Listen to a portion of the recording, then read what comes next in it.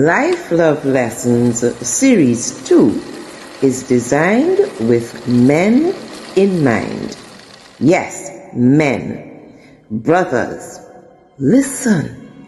You are fearfully and wonderfully made. You have uncovered capacity for abundant living and loving. Hi, I am Teacher Hazel. Teaching is my ministry. I invite you, I challenge you to listen and learn some secrets that I will share with you in Life Love Lessons with Men in Mind. Note, living abundantly is your legacy.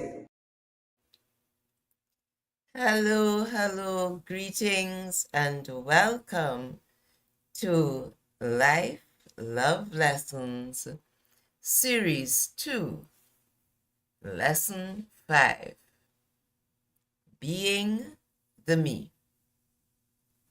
Hi, I'm Reverend Dr. Teacher Hazel Ann Gibbs de Pisa, better known as Teacher Hazel, and my intention as usual for you is to encourage you to love the life you live and live a life you love, and to empower you to access the more abundant life that Christ came to give us by revealing and unraveling some of life, love lessons. As usual, we begin with an acknowledgement of our Creator and Sustainer. The light of God surrounds us. The love of God enfolds us. The power of God protects us.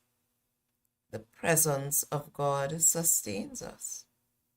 Wherever we are, God is. For God so loved the world that he gave his only begotten Son, that whosoever believeth in him should not perish, but have everlasting life. I thank God for you, and I thank you for being here with me. It is my pleasure to welcome you to Life Love Lessons with Men in Mind. So, welcome each and every one of you to Life Love Lessons with Men in Mind.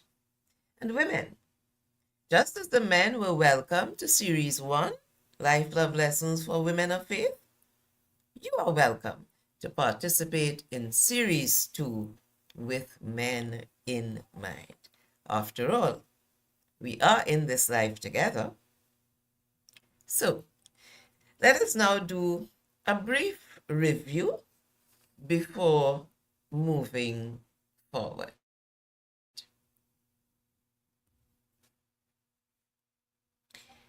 I asked this question in the lessons before, and I am asking it again.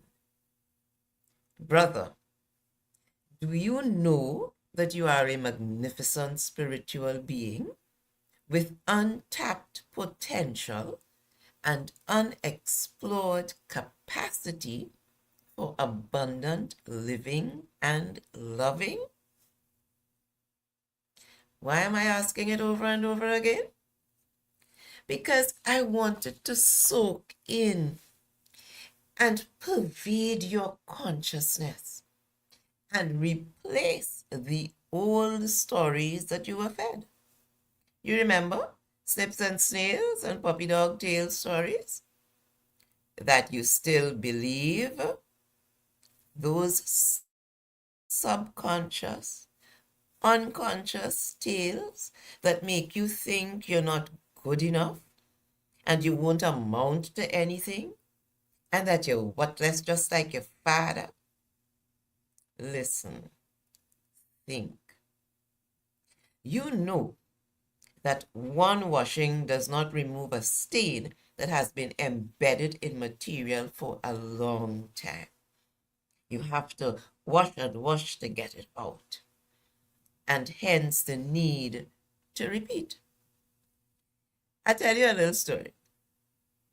I was doing training at the maximum security prison with some of the prisoners. And in my program, it was an English teaching program, but in my program, I had a section where I dealt with self-development and self-awareness, self-esteem, we called it. And there was this guy, this prisoner, who came to me and said in the first class, he said, you can't teach me nothing, you know, because I bad.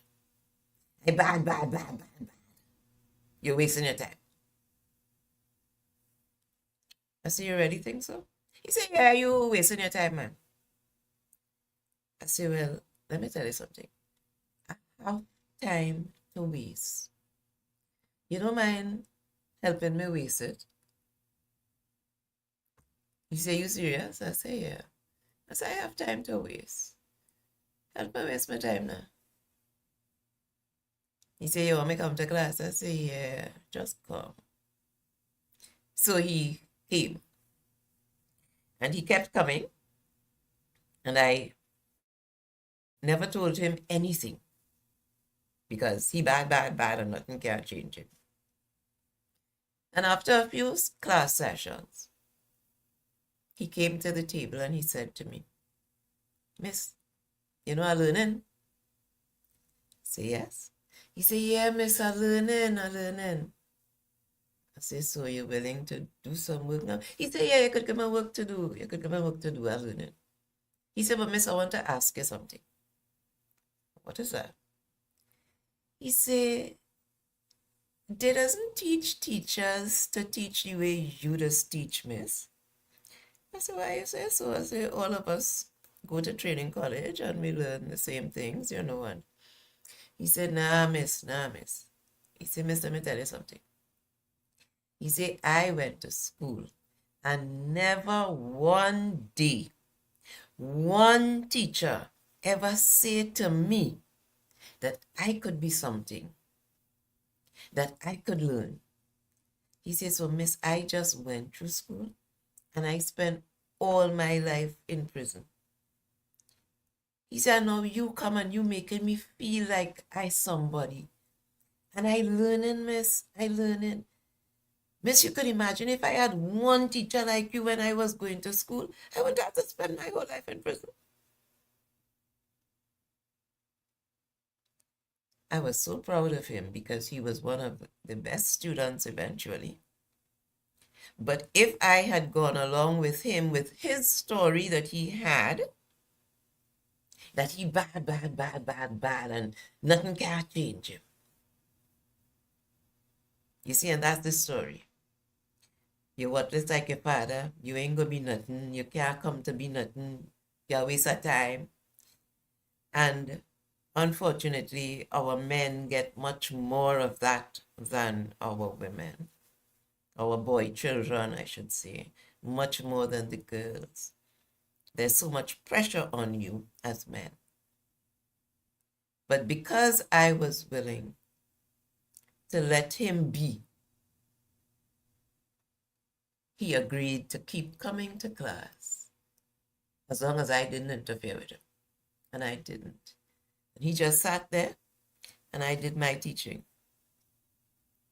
And he eventually acknowledged that it was making a difference in his life because he was actually learning.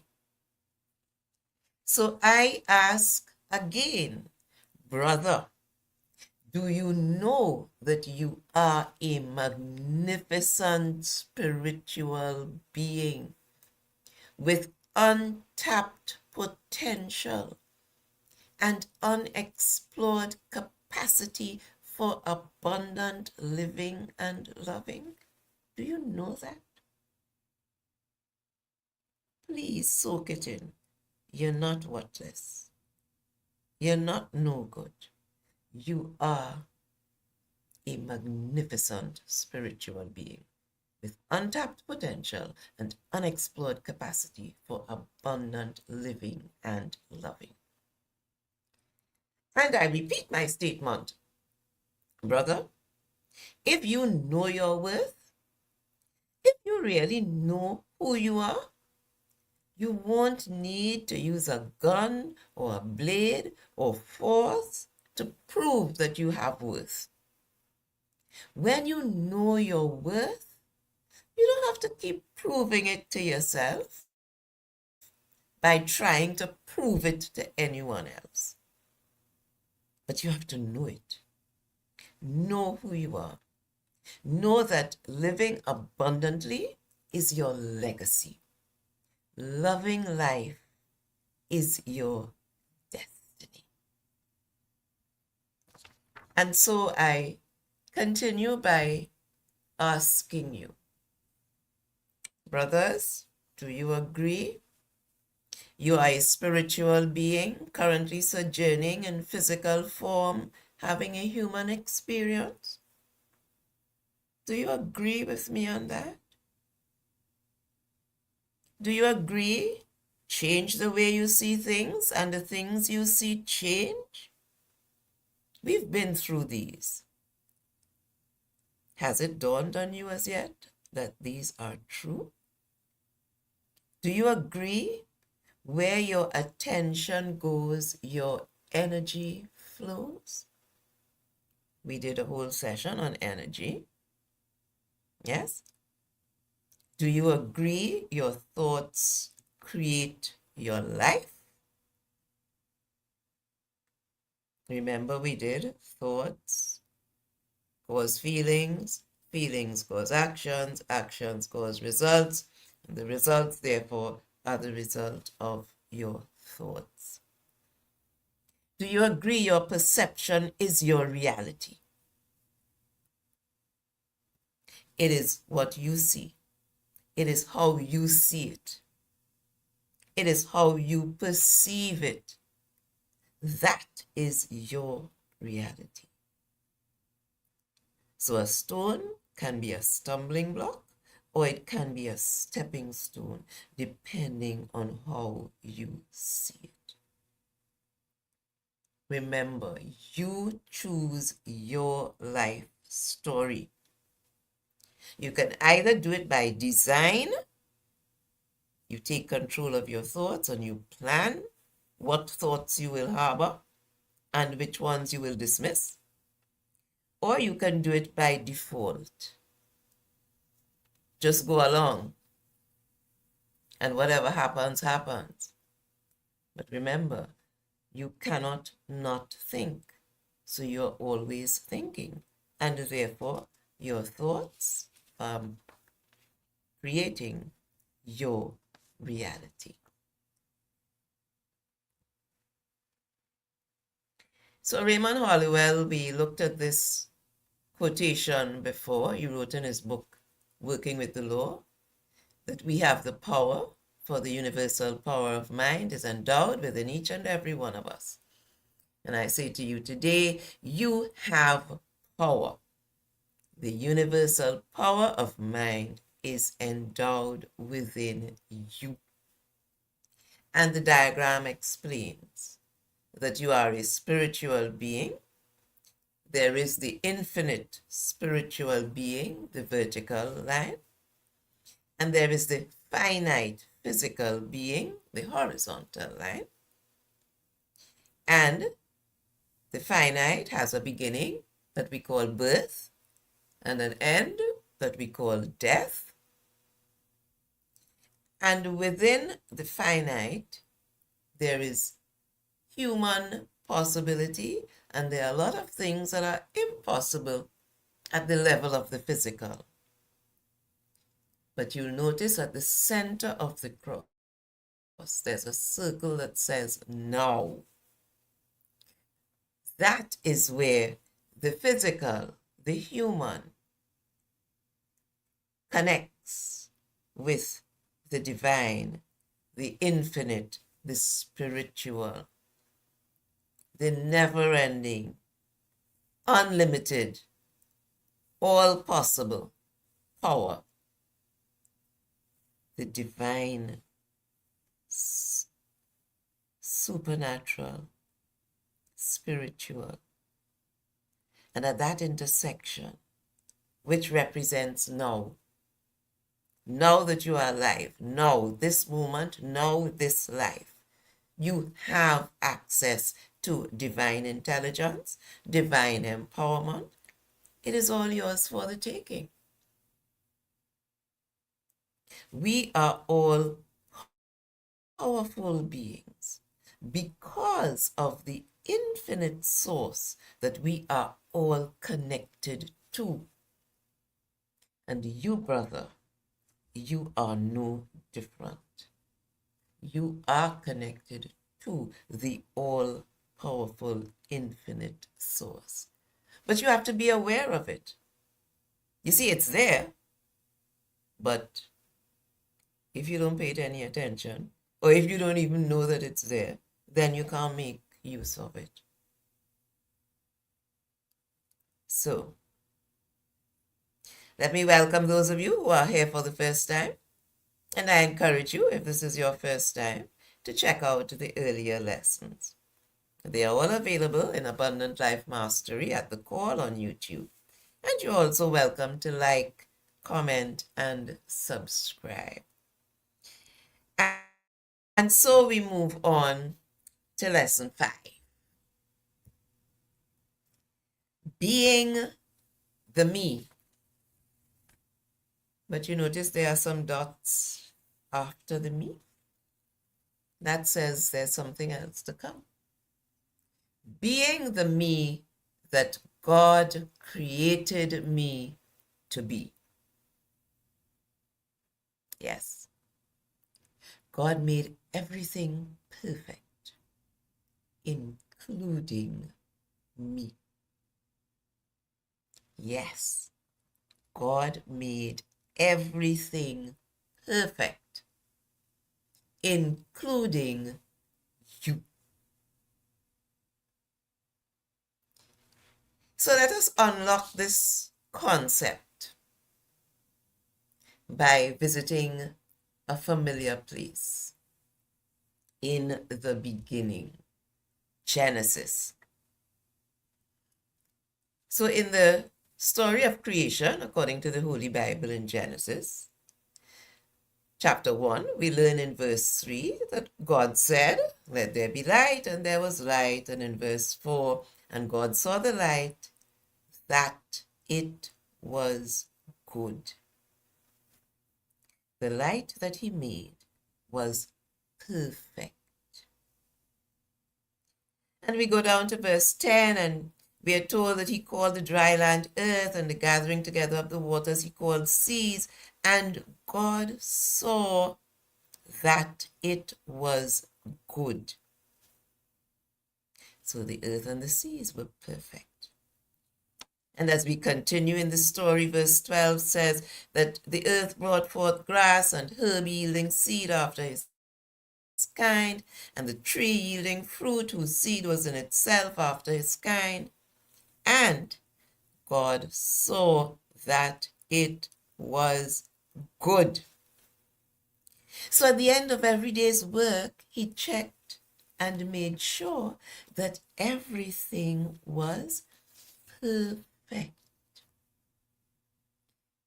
We go down to verses 16 and 18, and God made 2 great lights, and he set them in the firmament to give light upon the earth, one to rule the day and the other to rule the night, in order to divide light from darkness.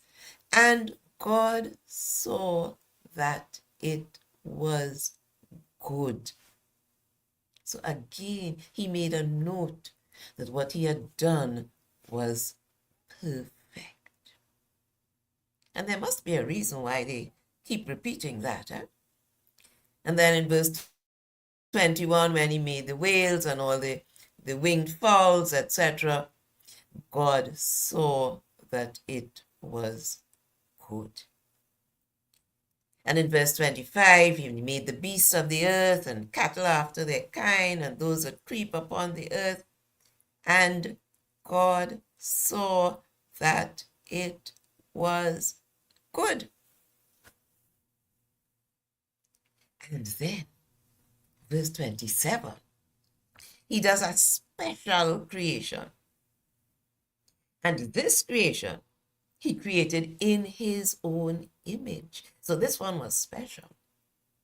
And if he took so much time to make sure that all that went before was good, you can imagine this special one, where he created man in his own image. In the image of God created he him, male and female created he them.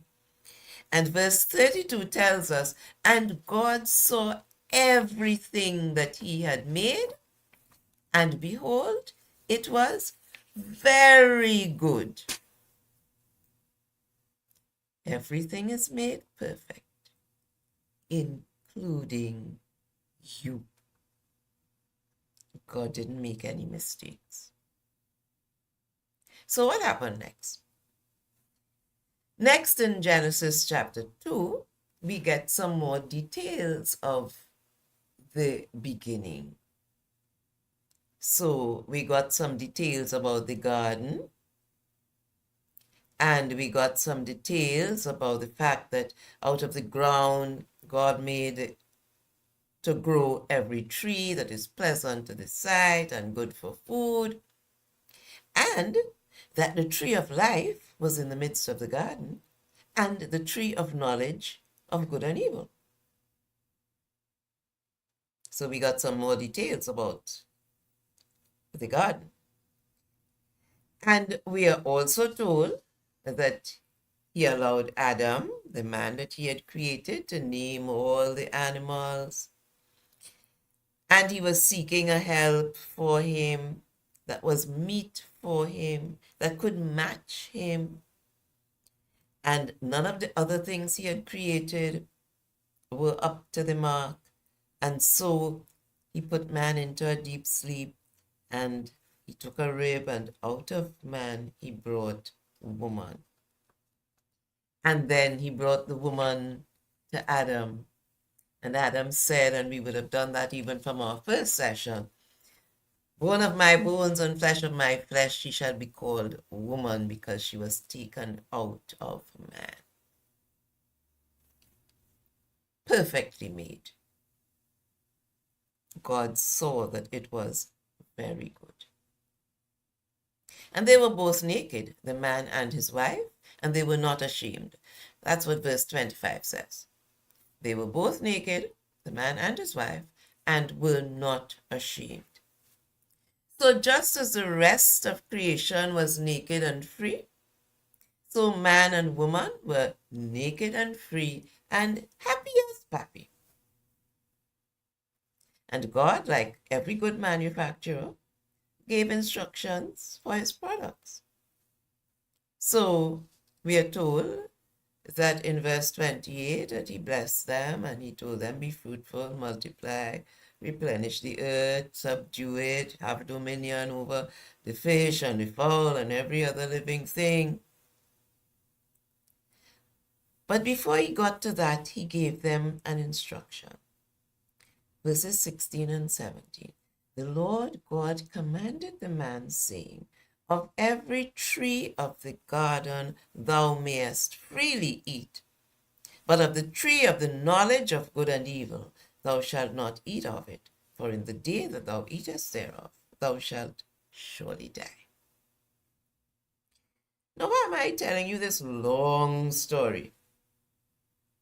Because I want you to be certain beyond any shadow of a doubt that God made everything perfect, including you. He made sure before he moved on. And he left the best for last, his most prized possession. So I hope whatever doubts you may have had lingering in your mind that you weren't perfectly made, I hope all those doubts are cleared up, because God made everything perfect, including you. And what happened next? Okay, so before going there, let us venture into a common situation. a joiner, well, that's what we used to call them long ago, carpenter who made furniture. All right, furniture maker, I guess must be the new name.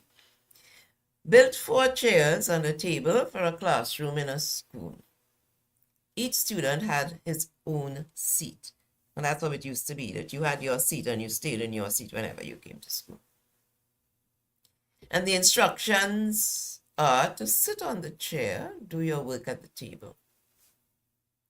But student A sits and rocks the chair back, sometimes even falling over with it. Student B climbs and stands up on the chair, sometimes stretching too far and falling over with the chair. Student C drags the chair around and even fights with the chair, using it as a weapon. Student D sits on his chair, and when he gets up, he puts his chair back to the table. After 1 month in school, one chair back was broken. One chair seat was broken. One chair, the legs were broken. One chair remained whole. You know, I still have the 4 chairs from my first dining set that I bought in 1974 when I moved out from home by my mother. And those 4 chairs have lived through 3 sons and 2 nephews, not to mention sisters and granddaughters. We are in 2024. Those chairs are 50 years old and still standing and being sat upon. I'm sitting on one of them now. The 4 chairs that were put in the school, 3 of them were broken up. Only one remained. Did the builder do anything wrong? What did the builder do wrong? Which chair was not well made? Which one was weaker than the others? Which one had a fault? What caused only one chair to remain intact? I'm sure you have answers for those questions.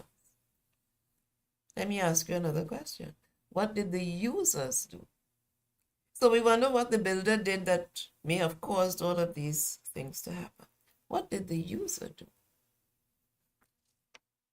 So we're going to go back now to our Genesis story and our question, which was, what happened next?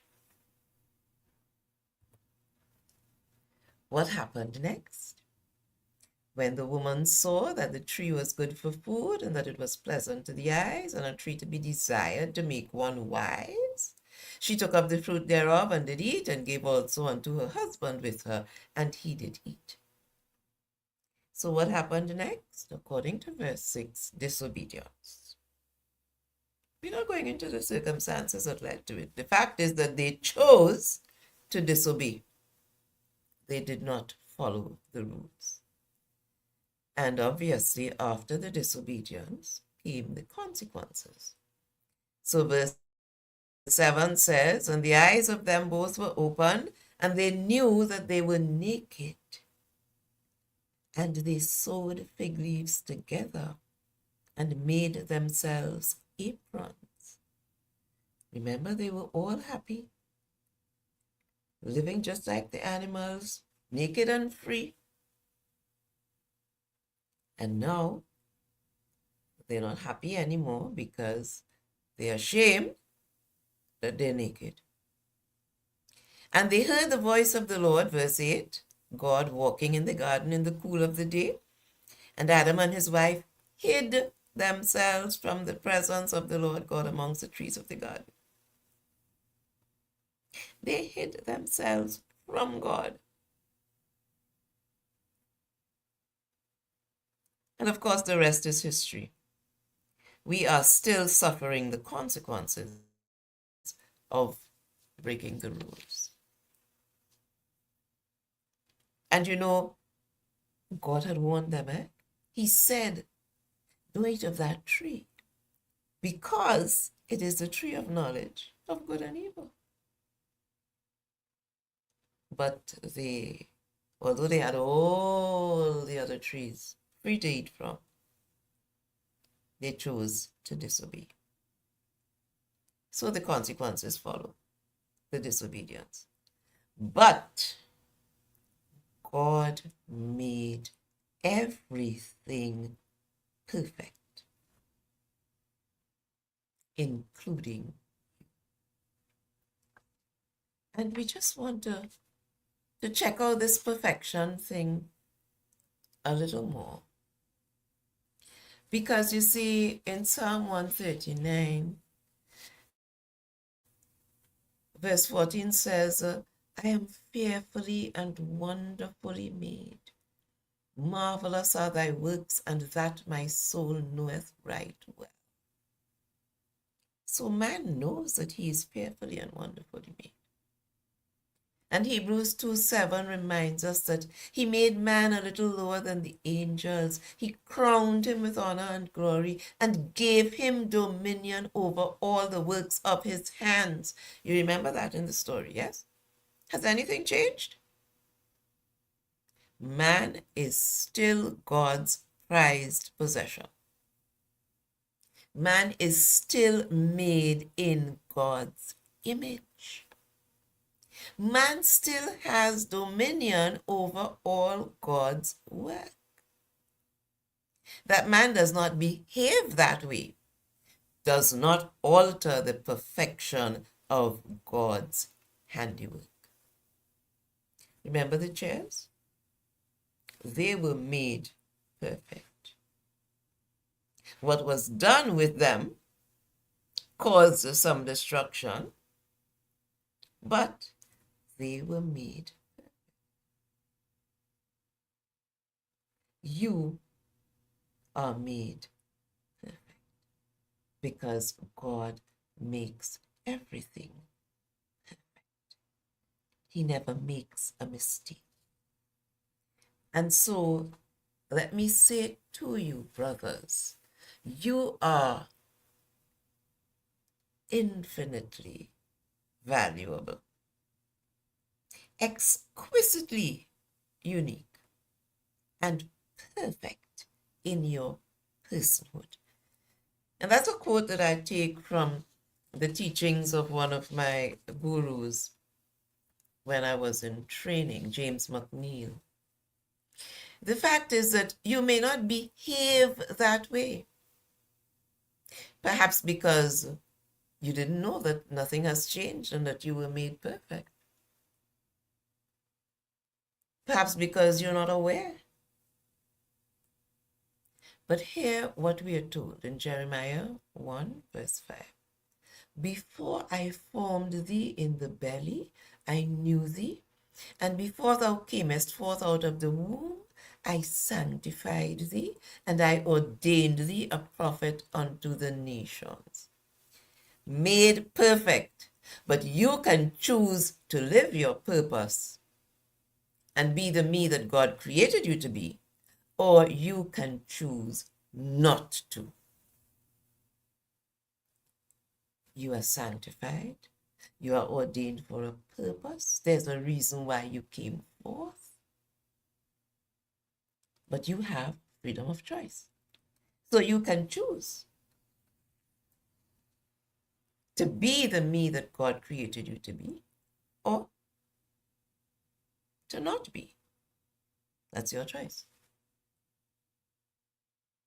In Genesis 1 verse 11, we are told that God said, let the earth bring forth grass, the herb yielding seed, the fruit tree yielding fruit after his kind, whose seed is in itself upon the earth. And it was so. And it is still so. Nothing has changed. Although, of course, man is trying his best to change the story, but nothing has changed. The tree still yields fruit after its kind, its seed in itself, and the herbs yielding seed so that new grass will grow. Verse 24 tells us, and God said, let the earth bring forth the living creature after his kind, cattle and creeping thing and beasts of the earth after his kind, and it was so. And it still is so. Nothing has changed. You are a miracle. Men, brothers, fathers, uncles, sons, you are a miracle. Happiness is your birthright. Remember Eden? Man chose not to live within his birthright. So I'm saying to you, do what you can with what you have from where you are, knowing that you have more than you think. You are infinitely. You are exquisitely unique. There's only one of you. There's only one of you. And you have a purpose. And when you don't fulfill that purpose is lost. You are perfect in your personhood. And God is so kind to us. He made us in his image, spiritual being, with access to the infinite. But we are physical beings with a beginning and an end. But he put the access there so that once we connect with the infinite source, we have access to everything. So we have to forget the tales and the lies that we've been taught when we were young and know who we are and know that we are destined for greatness and know that we are made perfect and that perfection is still there in our personhood. But if you have a jewel and you lock it away in a drawer, you may even forget that it's there and you never use it. But it hasn't gone anywhere. It's still there, waiting for the moment that you remember, that you become aware that you have this jewel and you take it out and wear it. Life, love, lessons. Lessons to bring the awareness of who we are, of what we can be. To bring the awareness that the lies that we've been told, that I bad, and I could never get good. The lies that we have been told. To put those out and unravel the truth that we are spiritual beings and that all things are possible because of that. So, like Nelson Mandela, you remember we did some work on Nelson Mandela. Like Nelson Mandela, learn to climb the slope of thought. That's what he did. So that the young man who was angry and bitter when he went into jail was not the same man who came out of jail 25 years later. He learned to climb the slope of thought. He took charge of his thoughts because he knew that his thoughts create his life.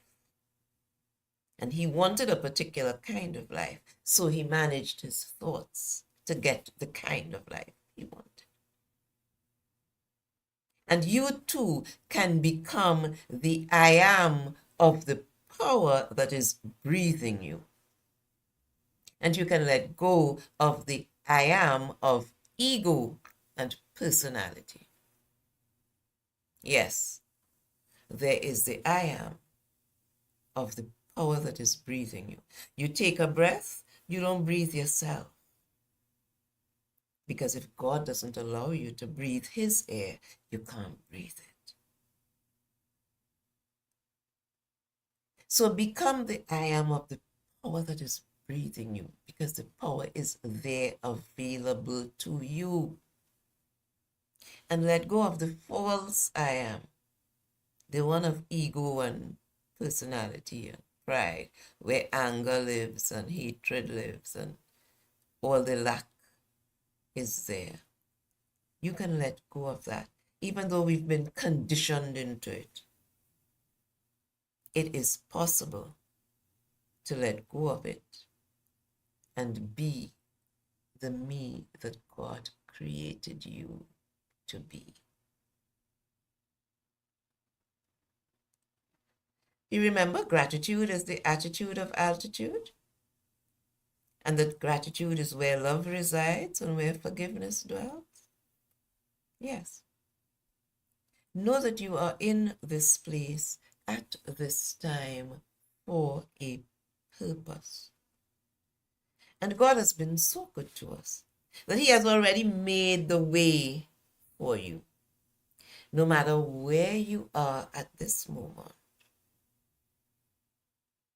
you are still perfect in your personhood, and you can tap in to that infinite spiritual source and be the me that God created you to be. So wake up, men, brothers, fathers, uncles, sons, wake up and walk in your purpose, because you were made with a purpose and you have the potential in you to fulfill that purpose.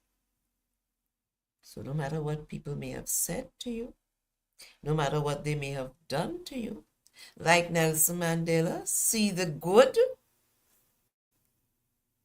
in any circumstance, climb the slope of thought, and become the I am of the power that is breathing you.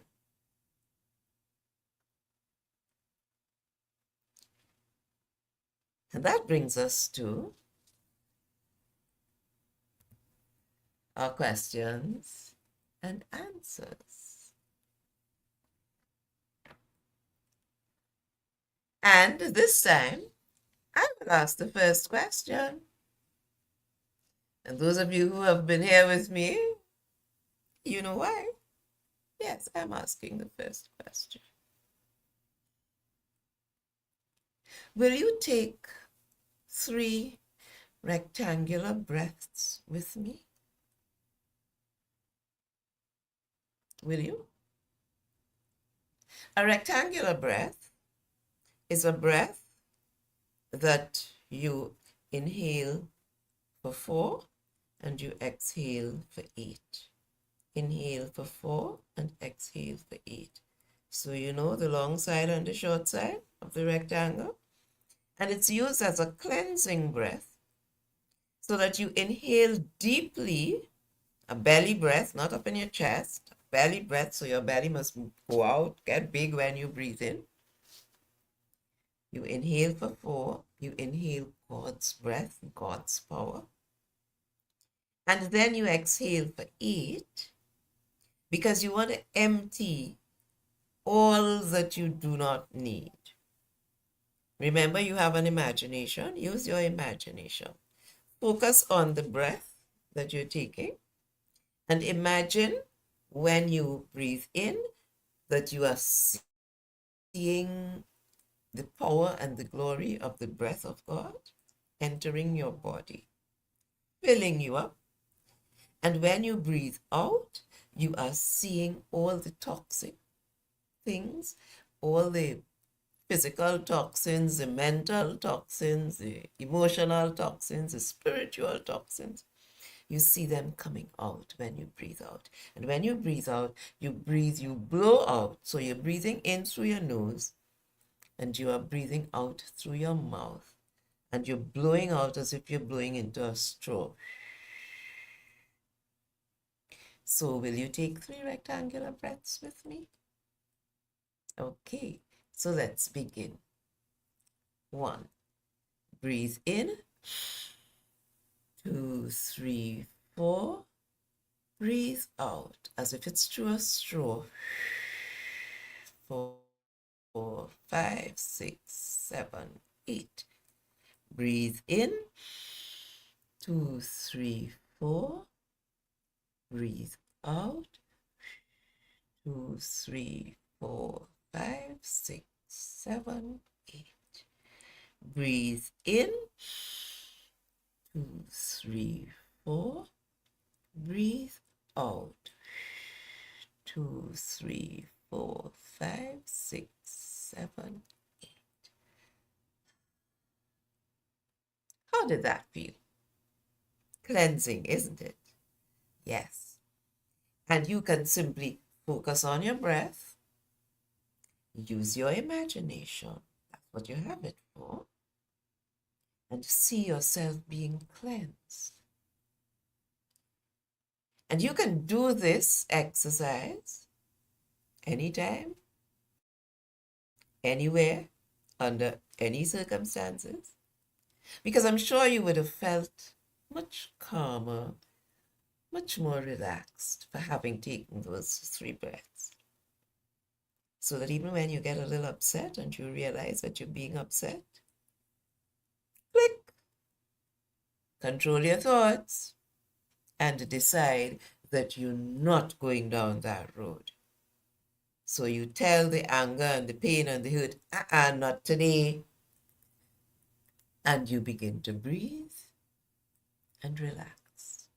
So let's just do it one more time, will you?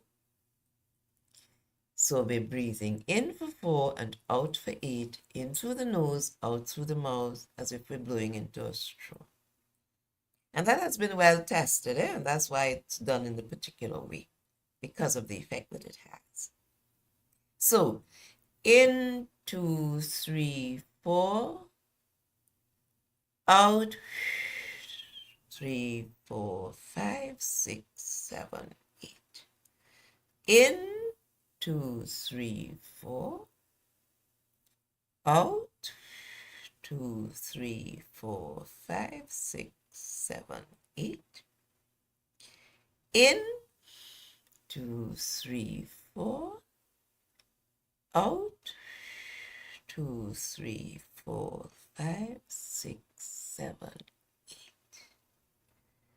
Thank you very much. I hope you enjoyed doing that.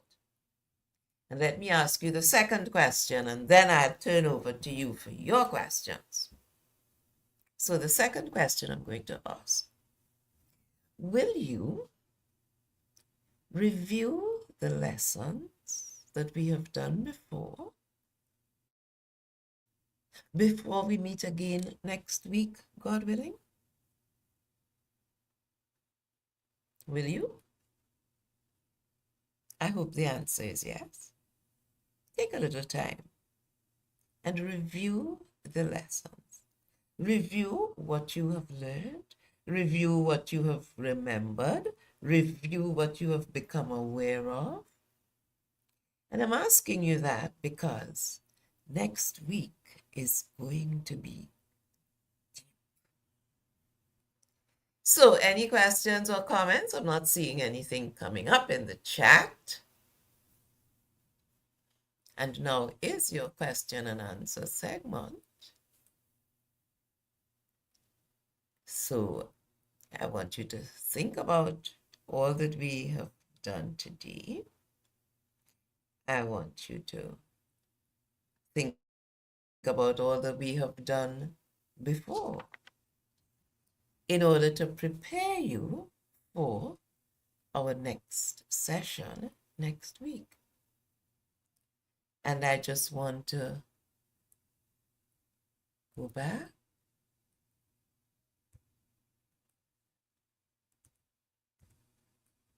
and remind you that you are infinitely valuable, exquisitely unique, and perfect in your personhood. As I said, that's a quotation from James McNeill.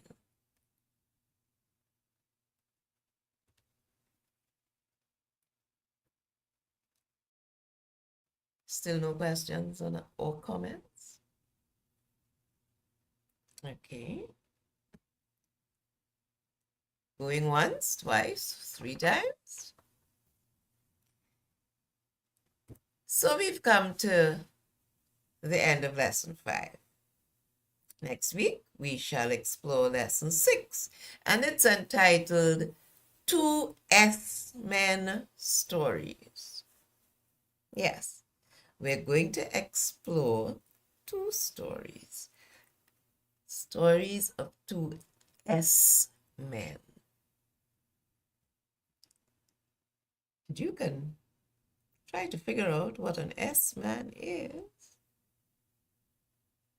You'll find out when we start next week. We're going to explore. And that's why I want you to review so that we have all our tools available to do the processes that we're going to be doing as we explore the stories of these 2 S-men. So I hope you have enjoyed being with me as much as I have enjoyed sharing with you.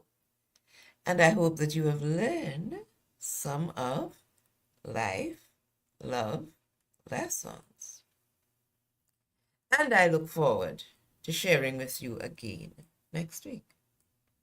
And as you go, I implore you, please make every effort to love yourself. It is the only self you have. Love your life. It is the only life you know. Live abundantly. It's your birthright. Love God. It's your purpose for being here.